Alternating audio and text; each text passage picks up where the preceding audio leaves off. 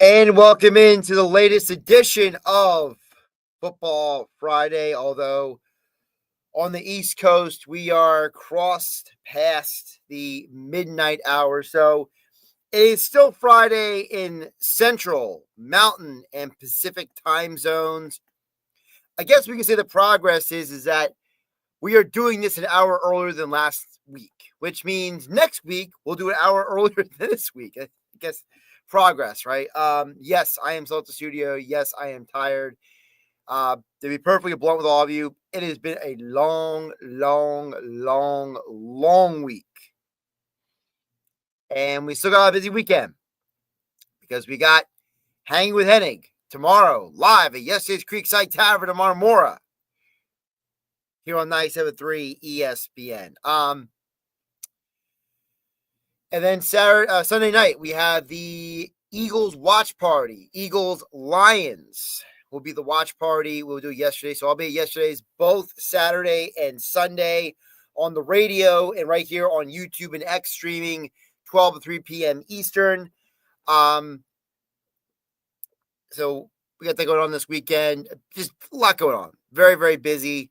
But I did want to get you guys the picks. I did want to be accountable. I always tell you guys, anyone who's watched me long enough, if you've been following me since 2018 when we started doing these Football Friday picks, or you're somebody who's only been following me for the last couple of years or so, all of you know the deal. We try to be accountable. We try to be on top of things. We try to do things the right way. So I appreciate everybody who tunes in each and every week for the Football Friday picks. You know how it works. We give you the records from last week. We get into what we're going to do this weekend. Now, like last week, what we're going to do is we're only going to do the college football picks tonight. We will give some NFL picks on Saturday's show. So, as you can already tell, the lack of sleep is powerful with your guy here, but I'm still here. I'm still fighting through. I'll get to sleep in a little bit this weekend, so that'll kind of help me reset. All right. Without further ado, we're gonna knock out these picks and we are gonna get out of here. All right. So last week in my even more tired than I am now state, we went 3-4 last week. When I went back and did my research on my picks last week, I realized that I actually should have been 5-4, but because I didn't write down two of the picks and I didn't give it to you guys, don't count. It's off the record. So I had it in the phone, didn't write it down. So it's a bad job by me. I think the biggest thing from last week was I think you're starting to see, as we talked about before, why the parity in college football is so intense. We're starting to see more and more why the college football, not just the parity, but, this whole situation with the coaches getting fired this year, it seems way more intense than usual. And I think it's starting to make us all look at some of these games. A couple of the games we're going to get into, for example, I purposely left teams that have fired coaches off of my list because I'm starting to wonder what's really going on in some of these programs.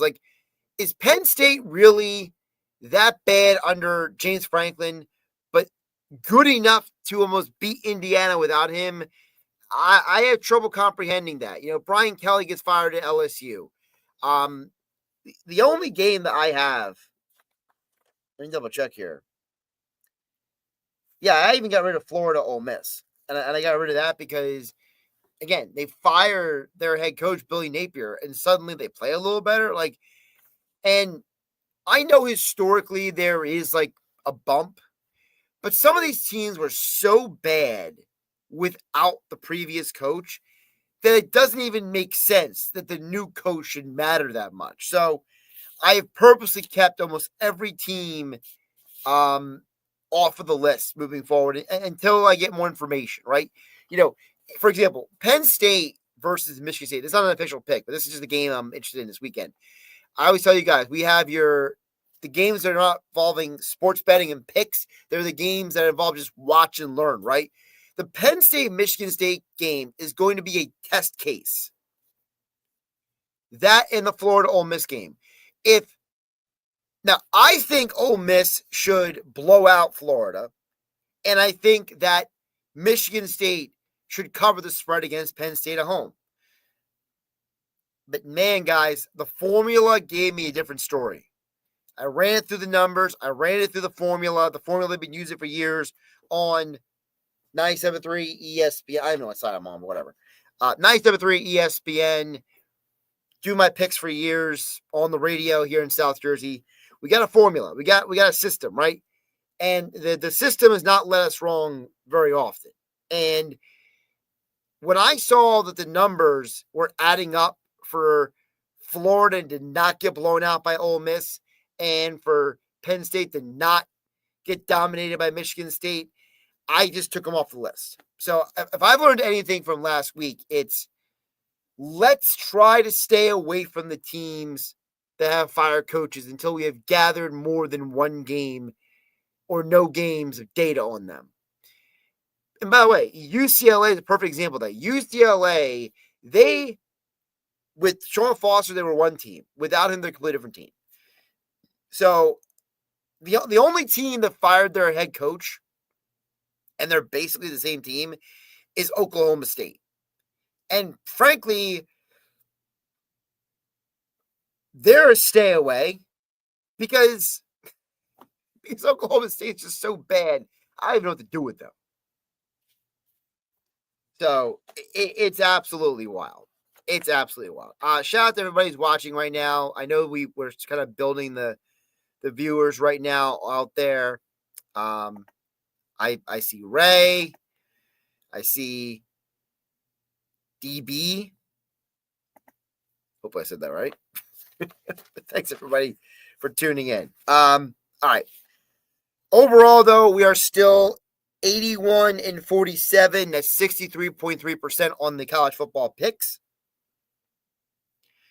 So we at least have an idea that we're going in the right direction. It's just about learning from the mistakes we made. So, by the way, by accident, we went undefeated in the NFL last week. So, but we'll do the NFL picks tomorrow and Hanging with Hennig, 12 to 3 p.m. on 97.3 ESPN. All right, get to the college football picks right now. Game by game, let's rattle through them. I've already been rambling for 10 minutes. Let's start with Notre Dame Pitt tomorrow. My projected score for this game is 30-29, which means we should hit the over 55.5. Why? Because the college football playoffs are in reach for Notre Dame. Notre Dame is a team that's losing the first two games of the year. They have been on a roll ever since. They need to win at Pitt. They need to win. So the reality is that Notre Dame is going into this game. They're going into it with the idea that they are going to just try to outscore everybody because they realize their defense is good, but it's not great. And Pitt themselves is a high-scoring offense, okay? The Pitt Panthers are the sixth best scoring offense in all of college football. And the last game for Notre Dame against a high-powered offense, they allowed 24 points to USC. So the reality is that when you look at this matchup, I expect this to be a high-scoring game. And I don't think Pitt has anyone who can stop Julian Love. Okay? I don't think anyone on Pitt's going to be able to slow down Notre Dame too much. I mean, Pitt's been in so many games that are high-scoring. It's ridiculous this year. So we're going to go with the over 55.5 for Notre Dame versus Pitt. Next game, we're going to go Wisconsin at Indiana. This is one of those, you got to match the analytics and the numbers with the eye test, all right? My projected score for this game is 36-12 Indiana. Indiana has won 5 straight games at home by at least 25 points this year. I'm not going to act like the Wisconsin game last week when I don't want to say they handled, but they made Washington look bad. Washington is a team that has been underachieving all year. Wisconsin was desperate for a win, and somehow Luke Fickell still has a job and Wisconsin is coming into this Indiana game. There's a reason why the odds maker set at 29.5. All right. Because if you look at the smaller number, right? If you go into your Caesars Sportsbook, all of our numbers, all of our lines are brought to you by Caesars Sportsbook, the oldest sportsbook app offering you Caesars rewards. Gambling problem, call 1-800-GAMBLER. You look at the number under the number. The odds makers are giving a minus 110 to cover the 29.5 and a plus 100 to not cover. That means that they're telling you that they, the odds makers, are favoring Indiana to cover. And that's because I think we all realize that the game between Indiana and Penn State and Wisconsin and Washington last week were aberrations. So I'm going to roll with Indiana. I'm going to roll with them to cover the 29.5. I know some sports books have it at 28.5. I think it kind of just depends on your perspective on that game. By the way, I love the back and forth going on in the chat. 40 Kid chiming in and says, Josh, really dedicated. I just got home from my darts league. You're in a darts league? Damn, man. What are you, Ted Lasso? He says, saw that they restored ESPN and ABC on YouTube TV, so I'm happy about that. Yeah, man, YouTube TV, ESPN, they all the corporate behemoths, Disney and Google, they're all getting along now. Just like the politicians in DC, right? By the way, it says undefeated. So we're undefeated in the NFL picks. We were 4-0 last week, but that was not, I'm not chalking it up to I was undefeated in the NFL. I was 3-4 in college football last week. I was 4-0 in the NFL. But overall, we're 63% in college football. We are 60.3% in the NFL. So don't get it twisted. We're kind of keeping track here. 40 Kid says, I like Pitt to beat Notre Dame outright on the money line. It's not a bad pick just because the game's at Pitt. All right. And my projected score is 30-29, which means I don't think Notre Dame is blowing them out. It might be a safer call if you did one of those like goofy parlays where like you rigged the number to get like a more favorable number for Pitt to cover against Notre Dame and to cover the over on one of those like same game parlays. But I don't hate the idea of Pitt to cover outright. Look, Notre Dame is a team that needs Julian Love to be great. And he's been great. He's arguably a Heisman Trophy candidate. But Pitt is a team that you can just score in bunches. It's all they got. You know, when you're the sixth best scoring offense in college football and your defense is not good, you got to score points. So I don't hate that move by 40 Kid. All right. Another Big Ten game we're going with here. Michigan at Northwestern. My projected score for this game is 24-20, which means Northwestern should cover the plus 11. Here's why. I don't know if people realize this, but the Wolverines are not a good road team. And that young man, Underwood, might be a talented quarterback. And maybe 2 years from now, he's a first-round draft pick. But right here, right now, he looks like he's got the road. Something about him on the road is not good. I don't know if it's the bright lights. I don't know if it's the pressure. I don't know if it's unfamiliarity of the environment. But Michigan is 1-3 against the spread on the road this year. They have only won by double digits in one game on the road all year. On the flip side, Northwestern is 4-1 at home overall and 4-1 against the spread.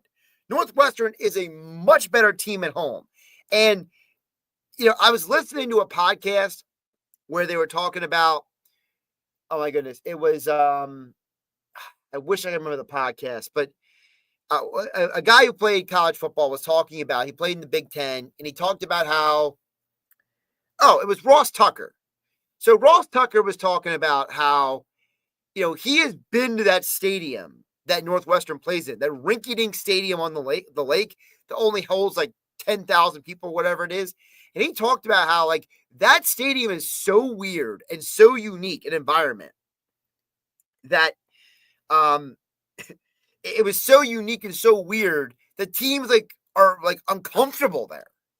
So Northwestern obviously is very, very good at home. So here's the deal. Michigan, they are averaging 21.8 points per game on the road versus 33 points at home. That's a 12-point difference for Michigan, road versus home. I think Northwestern covers the 11 in this game. Michigan might still win the game. That's why I have it 24-20. It's a projected score ran through the formula. But, and I say but, Michigan's not going to blow out Northwestern. They're not going to score a ton of points. And as I said, there's something about that Northwestern stadium, that rinky-dink stadium on the lake with the open back end zone, with the small crowd, intimate crowd. It seems to unnerve some people. It unnerved Oregon, and I think it'll unnerve Michigan as well. By the way, the Oregon game where Oregon looked mortal. And by the way, Indiana, if they go on for a deep college football playoff run, they owe Indiana. Indiana owes Northwestern a thank you, because Northwestern made the formula for everyone else against Oregon. They limited Oregon so much. It was absolutely wild. Because Oregon's never been the same since that game. The juju must have been so bad over there by the lake. Let's go down to the SEC. This is a game that if you would have asked me before the year, I would have gone one way. But now the year's played out, I feel completely differently.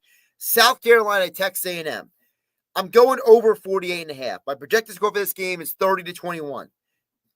Before this season, if you would have asked me, I would have said this is two of the better defensive teams in college football.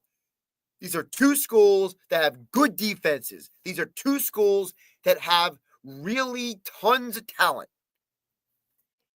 And both teams have been disappointed defensively. They really have. It's absolutely wild. Like, think about this. Both of these teams, both of them, have allowed 24 or more points in half of their games this year. Like, what? How? It's absolutely nuts. So, Mike Elko, Shane Beamer, these are great recruiters, really good coaches. That they're known for getting great defensive players through recruiting.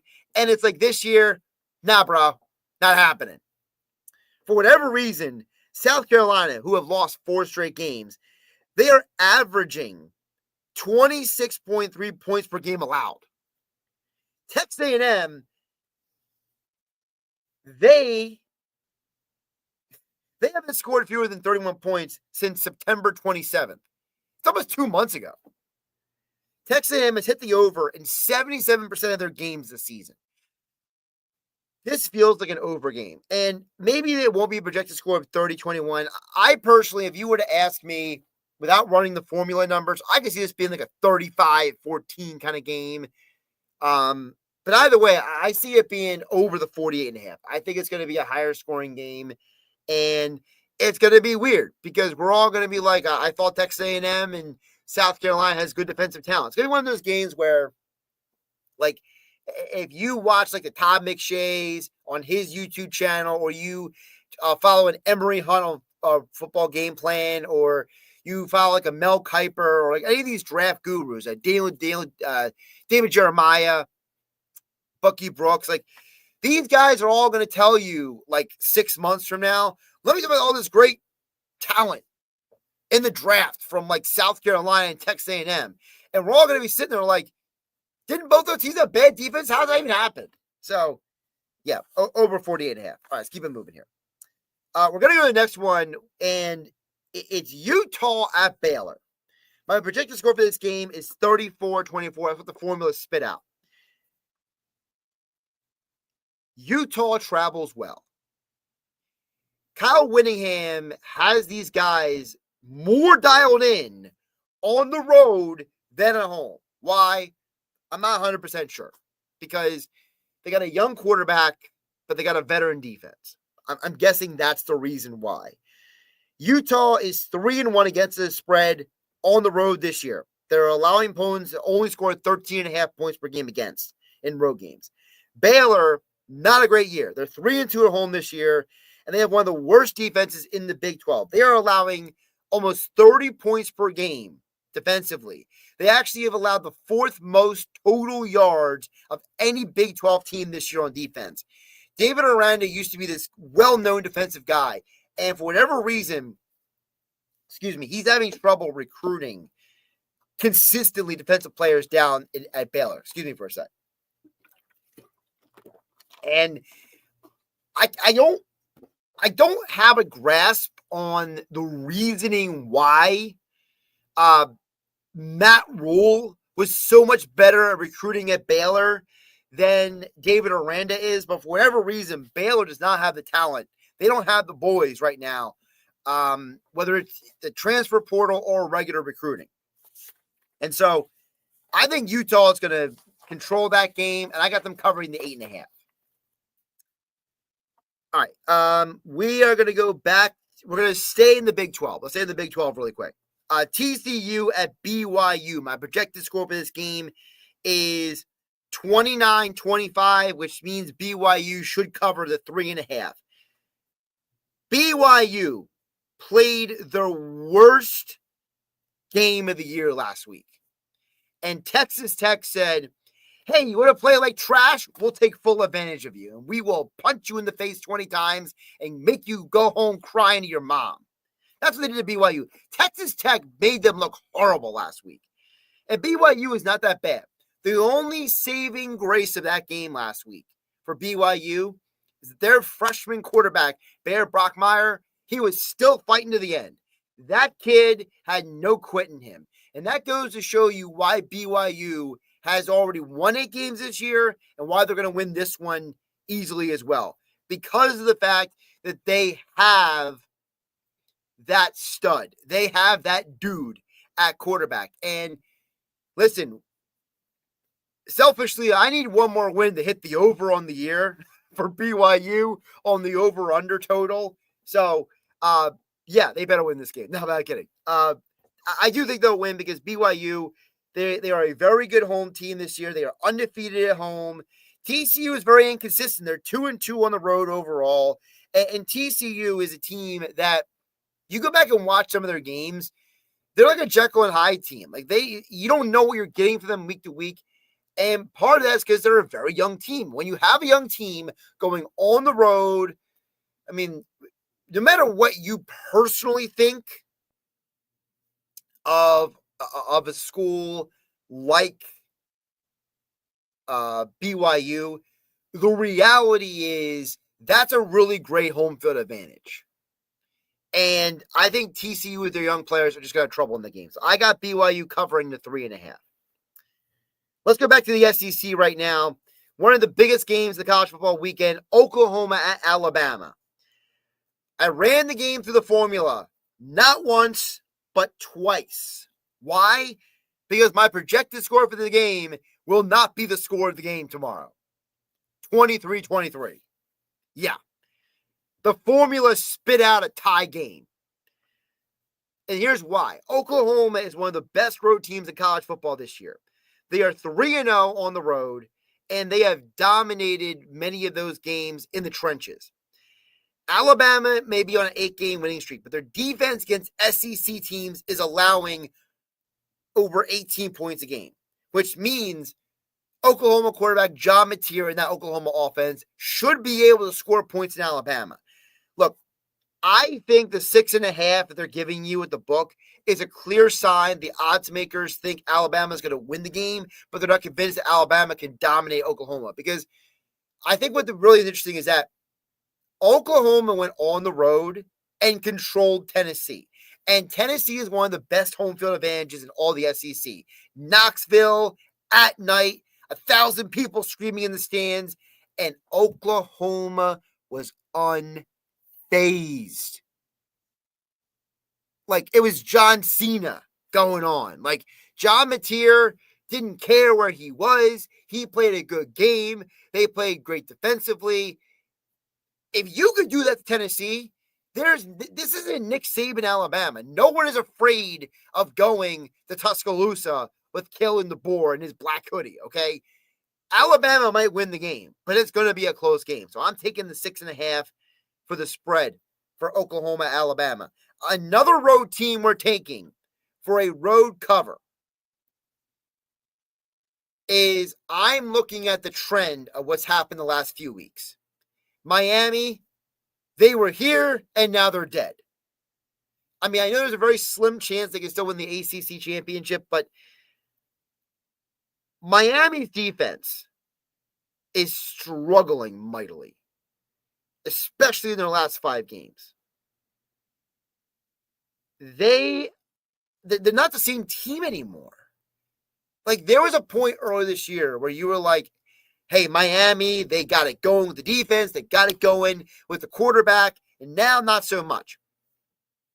This is a Miami defense that has struggled. And now they're facing an NC State team with a future first-round pick at quarterback, C.J. Bailey. He is top 20 in all of college football.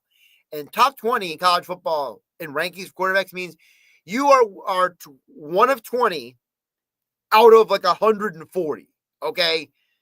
This young man is a freshman. He has top 20 in passing touchdowns with 19 and passing yards with 2,411. This guy's a stud in the making. And now he's going to go on the road to a Miami team that's on the struggle bus. The defense had issues against Louisville. They had issues against SMU. They've had issues with seemingly multiple teams in recent weeks. I can't trust them. Neither should you. I like NC State to cover the 14.5 on the road. My projected score for this game is actually 32-24. It's only an 8-point spread. So I think NC State should be able to cover the 14.5. If they don't, one of two things happen. One, C.J. Bailey got exposed, the NC State quarterback. Or two, Carson Beck just decided to go nuts and decide to actually play like a good quarterback for the first time in about 3 weeks. All right, we got 2 more games. Deep cut games. We are going off the main path. We're going to go deep cut on you for the college football picks for the last 2 games. We are going to Conference USA. Kennesaw State at Jacksonville State. They are both undefeated in conference play. They're both 5-0 in conference play. And the formula did it to me again. We got a tie game in the formula, 26-26. Obviously, you cannot have a tie game. But the formula, when it gives you a tie game, what we're trying to tell you is the numbers say this is going to be close. Remember Lee Corso, you always used to say, I'm going to pick so-and-so to win, but it'll be close. Both of these teams are undefeated in conference play. The winner of this team is probably going to win Conference USA and get a nice bowl game, which means they're going to get a nice bonus check. There is money on the line. There is pride on the line. And that's why 9 times out of 10 in games like this, you go with the home team. Give me Jacksonville State to cover the 3 at home. Kennesaw State is only 2-2 on the road this year, while Jacksonville State is undefeated at home this year. Jacksonville State has won their home games by an average point differential of 19.3 points per game. Kennesaw State is not a great road team going to a place where a team has been great at home. It's a pretty simple formula. Jacksonville State, look, I can't guarantee they're going to win the game outright.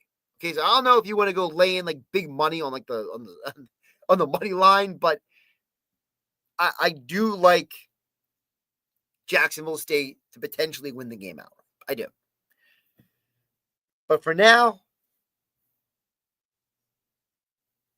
we'll cover the 3. I did see one sportsbook that had 3.5. So you want to go out and do a little shopping, you're going to go sports betting, that's on you. Like this guy right here. Says, I can't wait to gamble on it tomorrow. College football. Listen, I always tell people, and I don't just say it because it's my job. You know, obviously, we are brought to you by Caesars Sportsbook, the only sportsbook app offering you Caesars rewards. Gambling problem, please call 1-800-GAMBLER. Okay? Also, we're brought to you by Tropicana Atlantic City, Gridiron Pit. We'll be back there November 22nd for the live Hanging with Hennig on 97.3 ESPN. I always tell people, though, if you are someone who is going to do what this guy is saying, I'm going to gamble all day, my recommendation always is this. Do a little shopping. Don't assume that your favorite sportsbook app has the number that's going to benefit you the most. Do your research. Make a list. Check it twice. Figure out what's going to work and what's not going to work. Find your groove. Roll with it. And if you got a bad feeling about the game, run away as fast as humanly possible. Which leads us to the final game. Final game on the sheet. Again, another deep cut. We're going to go to the Mountain West Conference, but not Hawaii. Yes, you guys know, if you watch it long enough, I am a huge guy on Hawaii games. But no, we're going with a different Mountain West Conference team. It's probably the best home field advantage outside of Hawaii this year. It's San Diego State. They are undefeated at home. San Diego State has won their home games by an average of 28.5 points a game. That's almost 10 points better than Jacksonville State's point differential at home. San Diego State has been dominant at home. They are playing at a very high level right now. And they're welcoming in a Boise State team that has been inconsistent all year. Boise State has, on the road, 4 games. 2 of the games that scored 24 or more points. The other 2, under 24 points. Young offense, lack of experience. It's a situation where you got to lean with the home team. And for a team like Boise State that's been this inconsistent on the road, struggled this much on the road, I think San Diego State should win the game by more than 2.5. Now, the formula spit out to me 27-22.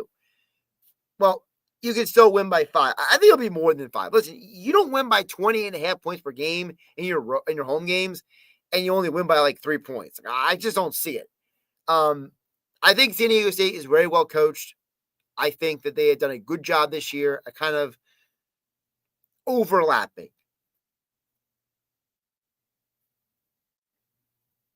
I know that San Diego State has applied to be in the Pac-12 in the future, and I think there's a part of the school that's trying to leverage this year into making it more worthwhile for the Pac-12 to absorb them.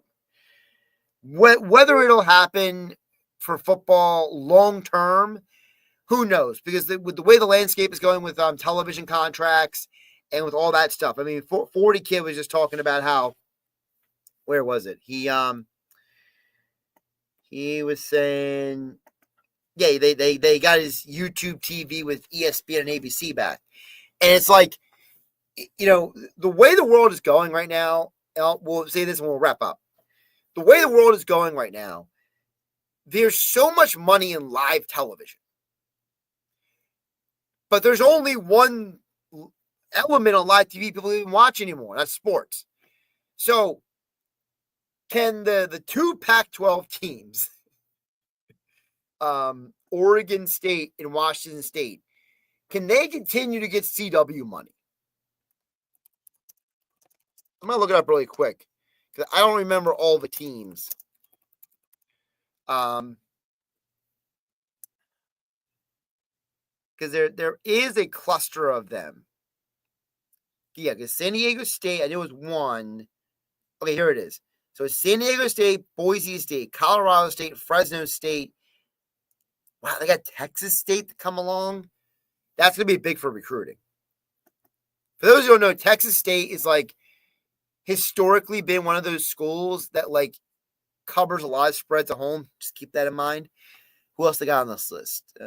Utah State. That's interesting. Utah State. But yeah, so with San Diego State, at least for now, is going to be joining the new Pac-12. And I think San Diego State, because of the year they're having, they're going to try to leverage this into making themselves one of the centerpiece teams of the new conference because they realize that they're going to get an elevated profile, right? They're going to go from being streamed on Spectrum Network and the Mountain West Conference Network app. Hate that app, by the way. It's arguably the worst app in all of sports. Like, if you're watching games on that app, like me, like you're just desperate to watch a game. Like, sometimes it's the only way I can watch Hawaii games, football games, or watch San Diego State home games because of the fact that it's on that stupid app. Well, you're going to get a major upgrade from that app to the CW/Paramount. All right? Huge upgrade, okay? Because I can tell you, the Paramount Plus app works a lot better than the Spectrum Sports or the Mountain West Network app. So poor. So a school like San Diego State is saying, look, we want to make sure that we are at the forefront of the conversation when we move into this new conference. And so that's why I think they are controlling some of these games. They're dominating them. And you know, they might get a nice bowl game out of it. Maybe they win the conference one more time and they walk out the door being like, deuces. We got what we wanted out of you. All right. That's what we got for the college football games. I'll give out some NFL picks tomorrow. Hanging with Hennig live from yesterday's Creekside Tavern in Maramora, 12 to 3 p.m. on 97.3 ESPN FM, streaming live right here on YouTube and X. As I always say, like, subscribe, share with your friends. I appreciate everybody who joins us, everybody who comments, everybody who watches it, whether it's live. I run into people all the time who say they watch it the next morning. Shout out to Jeff at Ocean City. I know he's one of the people who does that. So, thanks all of you. And remember, you know, we are trying to build this channel. We're trying to build this platform. And so the support you guys give me, the support you give my sponsors, I greatly appreciate it. You know, yesterday's Creekside Tavern in Maramora, Tropicana Atlantic City, Prevail Nutrition here in South Jersey, Work of Art Construction, you know, Clemic Performance Method in Egg Harbor Township. These are the people who are making it possible for me to give you guys the extra content that you can't get anywhere else. So keep that in mind. Support local businesses. I appreciate everybody who tunes in each week. Like I said, we'll be back at it tomorrow. Josh Hennig signing off. Have a great night, everybody. Take care, and I will talk to you in less than 12 hours right here on YouTube and X at Josh Hennig.